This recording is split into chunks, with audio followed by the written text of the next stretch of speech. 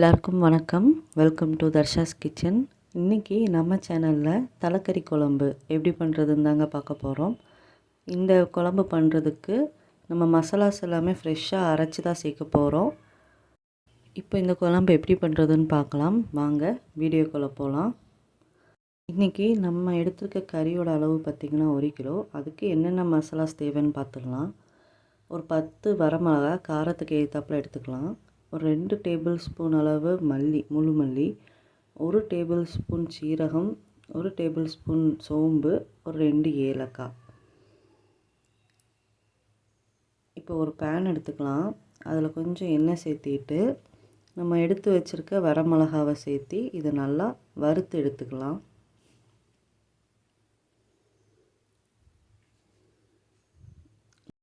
வத்தல் லைட்டாக colour change ஆகிற வரைக்கும் நம்ம நல்லா வறுத்து எடுத்துக்கலாம். இப்போ நல்லா கலர் சேஞ்ச் ஆகிடுச்சு. இப்போ இதை ஒரு பிளேட்டுக்கு மாற்றி எடுத்து வச்சுக்கலாம்.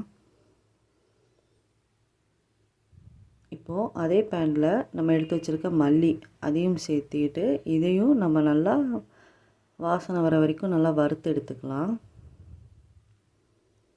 இப்போ மல்லியும் நல்லா வறுப்பட்டுருச்சு. இப்போ இதையும் ஒரு பிளேட்டுக்கு மாற்றி எடுத்து வச்சுக்கலாம்.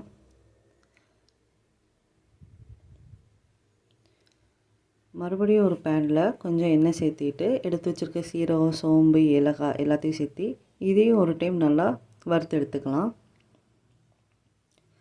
கலர் ரொம்ப சேஞ்ச் ஆக வேண்டாம், லைட்டாக வறுத்து எடுத்தாலே போதும். இப்போ இதையும் ஒரு பிளேட்டுக்கு மாற்றி எடுத்து வச்சுக்கலாம். இப்போ இது எல்லாமே சேர்த்தி நம்ம ஒரு மிக்ஸி ஜாரில் போட்டு நல்லா ஃபைன் பவுடராக அரைக்க போகிறோம். ஃபஸ்ட்டு மல்லி, சீரகம், சோம்பு எல்லாம் சேர்த்திட்டு அப்புறம் வத்தல் அதையும் சேர்த்தி நல்லா பவுடராக அரைச்சி எடுத்துக்கலாம். இங்கே பாருங்கள், இந்த அளவுக்கு நல்லா பவுடராக அரைச்சதுக்கப்புறமா இதில் ஒரு 1/4 டம்ளர் தண்ணி ஊற்றி இதை நல்லா பேஸ்ட்டாக அரைச்சி எடுத்து வச்சுக்கலாம். இப்போது நம்ம குழம்புக்கு தேவையான மசாலா ரெடி ஆகிடுச்சு. இப்போ குழம்பு எப்படி பண்ணுறதுன்னு பார்க்கலாம். ஒரு குக்கரில் கொஞ்சம் தேங்காய் எண்ணெய் சேர்த்திக்கலாம். சேர்த்திட்டு இது கூட 2 துண்டு பட்டை, ஒரு 6 கிராம்பு அதையும் சேர்த்திக்கலாம். இப்போது இதில் ஒரு கொத்து கருவேப்பிலை அதையும் சேர்த்திட்டு இதில் ஒரு 1/2 கிலோ அளவு சின்ன வெங்காயம் அதையும் சேர்த்திக்கலாம். சின்ன வெங்காயத்தை சேர்த்துனதுக்கப்புறமா இதை நல்லா வதக்கி எடுத்துக்கலாம். வெங்காயம் நல்லா பொன்னிறமாக வர வரைக்கும் வதக்கணும். இப்போ வெங்காயம் நல்லா வதங்கிருச்சு. இப்போ நம்ம இதில் 2 மீடியம் சைஸ் தக்காளி அதையும் சேர்த்திக்கலாம்.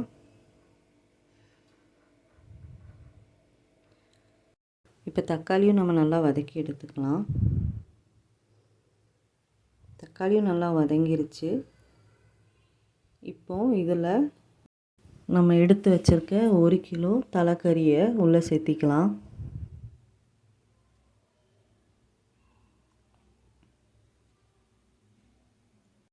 சேர்த்திட்டு இதை ஒரு டைம் நம்ம நல்லா கலந்து விட்டுக்கலாம் வெங்காயம் தக்காளி கூட. இப்போது நம்ம அரைச்சி வச்சுருக்க மசாலாவை இது உள்ளே சேர்க்கணும். மசாலா சேர்த்திட்டு இதில் ஒரு 1/4 கப்பு தண்ணி ஊற்றி இந்த மிக்ஸி கப்பில் இருக்கிறத அப்படியே இது உள்ளே சேர்த்திக்கலாம். ஒரு 1/2 மூடி தேங்காவை நல்லா பேஸ்ட்டாக அரைச்சி எடுத்து வச்சுருக்கேன். இப்போது இதையும் நம்ம குழம்புக்குள்ளே சேர்த்திக்கலாம். தேங்காய் பேஸ்ட்டு சேர்க்குறதுனால குழம்பு நல்லா டேஸ்ட்டாகவும் திக்காகவும் இருக்கும். இப்போ தேங்காய் பேஸ்ட்டு சேர்த்துனதுக்கப்புறமா 1 கிளாஸ் அளவு தண்ணி அதையும் சேர்த்திக்கலாம். குழம்புக்கு தேவையான அளவு தண்ணி சேர்த்திக்கலாம். சேர்த்திட்டு இதையும் ஒரு டைம் நம்ம நல்லா கலந்து விட்டுக்கலாம். ஒரு 1/2 டேபிள் ஸ்பூன் மஞ்சத்தூள், தேவையான அளவு உப்பு. இப்போ இதை ஒரு டைம் நம்ம நல்லா கலந்து விட்டுட்டு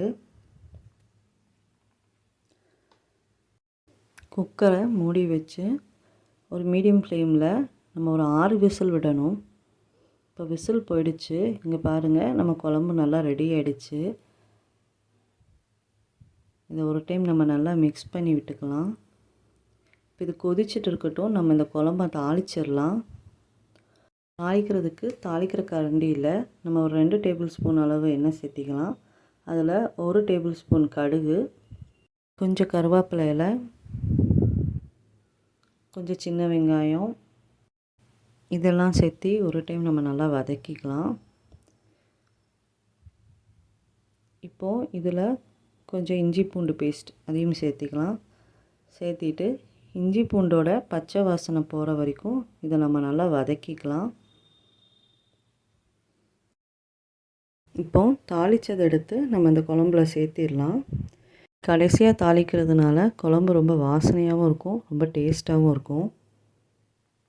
நம்மளோட சுவையான தலக்கறி ரெடி ஆகிடுச்சுங்க.